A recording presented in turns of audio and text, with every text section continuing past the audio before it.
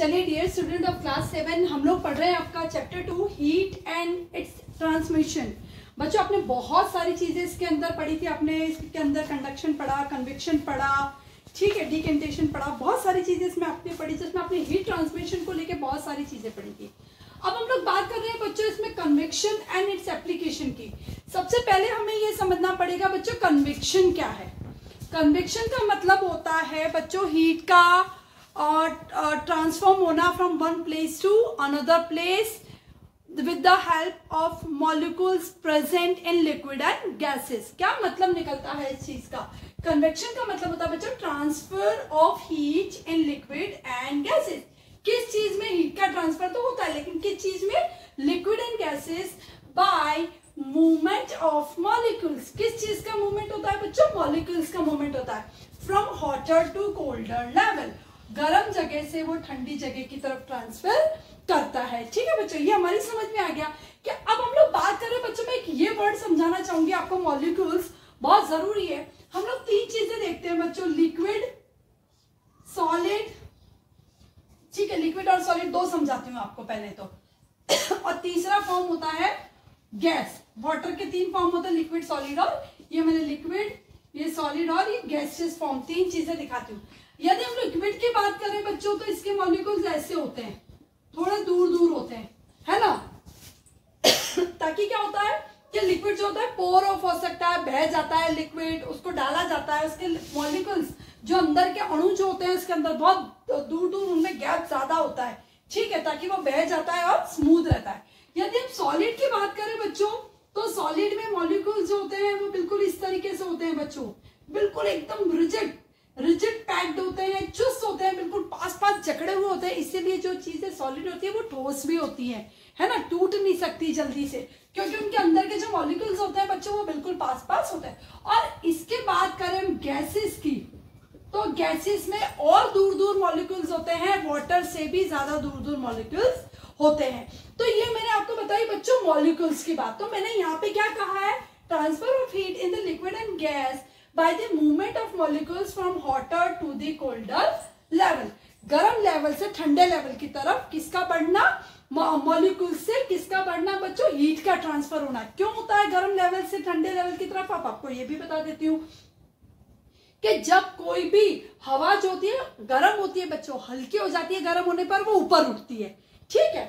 मान लीजिए मैं यहाँ एग्जाम्पल, यहाँ पे हॉट एयर है बच्चों, ठीक है, यहाँ पे हॉट एयर है और यहाँ पे कोल्ड एयर है, कोल्ड है। तो ये क्या होगा? हॉट एयर है ना बच्चों, ये हल्की होके ऊपर उठ जाएगी, यहाँ पे ये हल्की होके ऊपर चली जाएगी, तो ये वाली जो प्लेस है बच्चों ये खाली हो जाएगी। तो कोल्ड एयर है जो उसकी जगह ले लेगी। तो समझ में आ गया हमारी चीज के कि जो हॉट एयर है ये ऊपर चली जाती है और कोल्ड एयर है जो उसका लेवल उसकी जगह जो है वो ले लेती है। तो ये हमारे अच्छे से समझ में आ गया। हम आगे भी समझेंगे बच्चों, अभी और भी पढ़ाएंगे आपको इसी चीज के example. Hotter to the colder level, तो हॉटर लेवल से क्या होता है? कोल्डर लेवल की तरफ वो चली जाती है। अब बात करते हैं हम लोग बच्चों आगे इस चैप्टर में यहीं से पढ़ेंगे। So we are on the page number 21, convection and its application. Liquid and gases are generally bad conductors of heat. ये हमें पता है कि जनरली लिक्विड और गैसेस होते हैं वो हीट के बैड कंडक्टर होते हैं बच्चों। इसके साथ साथ आपको कंडक्टर्स ऑफ हीट बताए, जिसमें गुड कंडक्टर्स भी बताए हैं, bad conductor of heat. That's why conduction process does not occur in this state of matter. और अधिकतर क्या होता है बच्चों? कंडक्शन की जो प्रोसेस होती है वो इसमें नहीं होती, लिक्विड में और गैसेज में। इन liquid and gases heat energy is transmitted from one point two another by the convection. तो इसके अंदर जो प्रोसेस होती है हीट ट्रांसफर की वो क्या कहलाती है बच्चों? लिक्विड और गैसेस में जो हीट ट्रांसफर की प्रोसेस जो होती है वो कन्वेक्शन कहलाती है। लिक्विड और गैसेस में हीट ट्रांसफर की जो प्रोसेस होती है it is known as convection, तो वो कन्वेक्शन कहलाती है।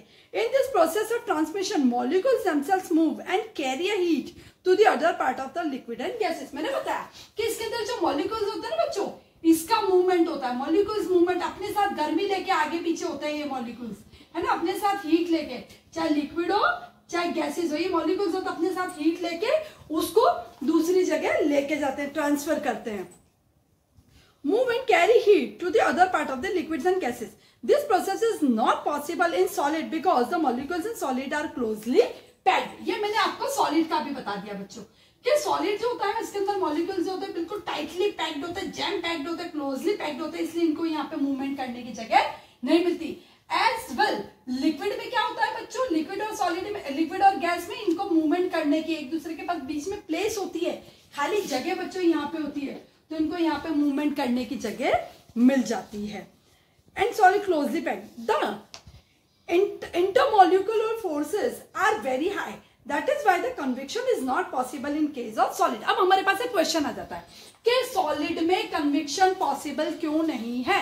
सॉलिड में कन्विक्शन इसलिए पॉसिबल नहीं है क्योंकि सॉलिड के जो मॉलिक्यूल्स होते हैं बच्चों वो बिल्कुल टाइटली पैक्ड होते हैं, जैम पैक्ड होते हैं और उनमें कहीं मूवमेंट की जगह नहीं, बस इसलिए सॉलिड में कन्विक्शन प्रोसेस जो है वो पॉसिबल नहीं है। Like a liquid gases are also bad conductors of heat, but heat energy is transmitted from the hotter to the colder part. ये मैंने बताया था कि हॉटर पार्ट से कोल्डर पार्ट की तरफ हीट ट्रांसमिशन होता है, hotter to the colder part by the movement of gas molecules. अब हम लोग बात करते हैं बच्चों